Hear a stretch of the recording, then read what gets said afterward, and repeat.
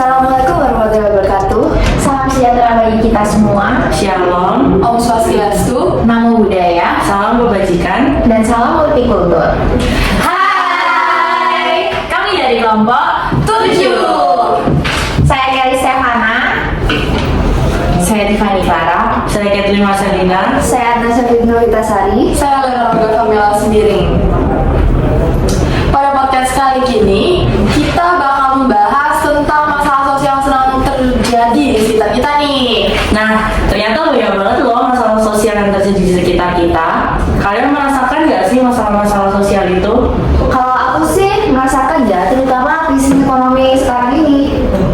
Benar banget tuh. Jadi, krisis ekonomi yang terjadi di sekitar kita itu ternyata berdampak banget tuh buat masyarakat Indonesia. Apalagi banyak orang yang akhir-akhir ini kena PHK kan. Terus kalian tahu nggak sih, ternyata ada 6 lapangan usaha yang juga berpotensi terdampak cukup parah, yaitu penyedia akomodasi, makanan minuman, pedagang, transportasi dan pergudangan, konstruksi, industri pengolahan, dan jasa lainnya. Oh iya, menurut data yang aku dapat juga dari Kementerian Ketenagakerjaan, sudah lebih dari 350.000 orang dari sektor formal yang sudah di PHK dan lebih dari 300.000 orang dari sektor informal yang juga terkena PHK. Tapi ternyata pemerintah kita tuh nggak tinggal diam loh guys dengan situasi yang kayak gitu. Jadi terdapat kebijakan dalam negeri juga yang sudah dilakukan pemerintah buat mengatasi permasalahan itu dengan cara mengoptimalkan pelaksanaan program kartu prakerja. Gimana tuh cara kerjanya? Nah, jadi pemerintah itu memberikan pelatihan dan juga dukungan finansial bagi masyarakat yang terdampak. Selain itu, pemerintah juga memberikan insentif pelatihan berbasis kompetensi dan produktivitas untuk mereka. Dan hanya itu loh, pemerintah juga mengoptimalkan peran Balai Latihan Kerja atau BLK. Nah, melalui program BLK ini, dalam rangka mitigasi dampak pandemi.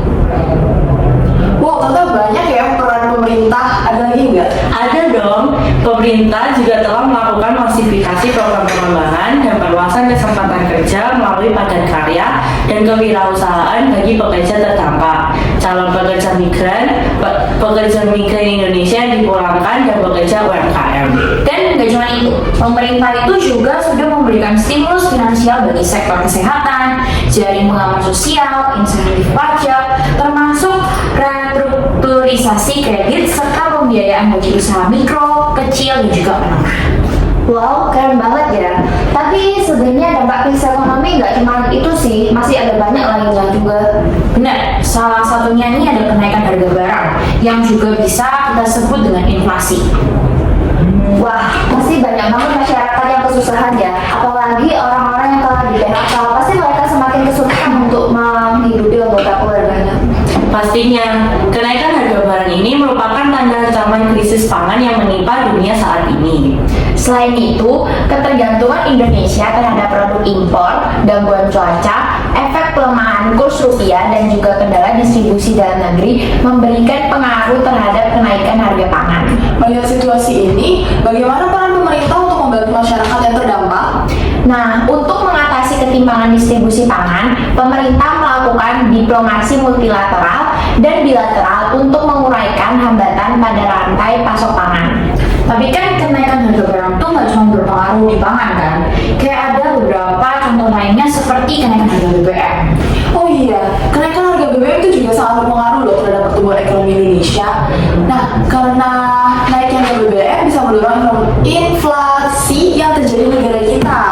Benar, untuk kenaikan BBM, pemerintah juga sudah memberikan dukungan melalui tambahan bantuan sosial dalam bentuk pengalihan kebijakan subsidi. Semoga dengan bantuan-bantuan tersebut, perekonomian di Indonesia dapat kembali pulih dan masyarakat dapat lebih sejahtera. Amin. BTW, kalian pernah dengar nggak sih tentang G20?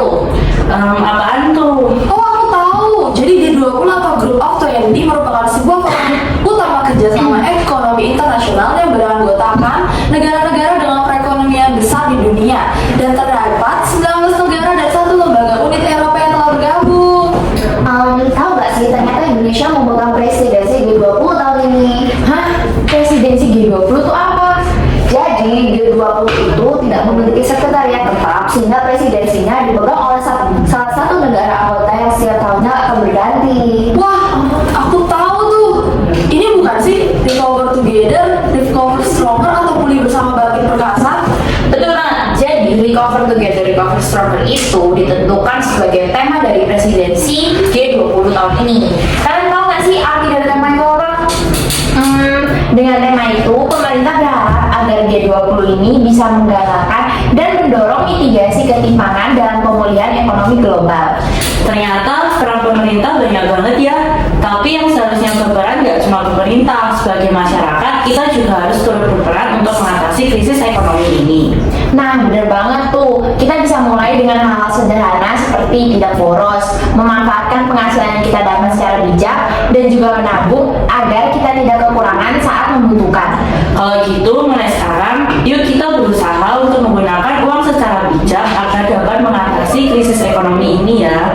Kayaknya obrolan kita cukup sampai di sini. Semoga dengan podcast kali ini wawasan kita tentang permasalahan Indonesia dapat lebih luas. Dan tentunya sebagai masyarakat, kita juga bisa lebih berperan untuk mengatasi masalah sosial ini dan juga menghargai peran-peran pemerintah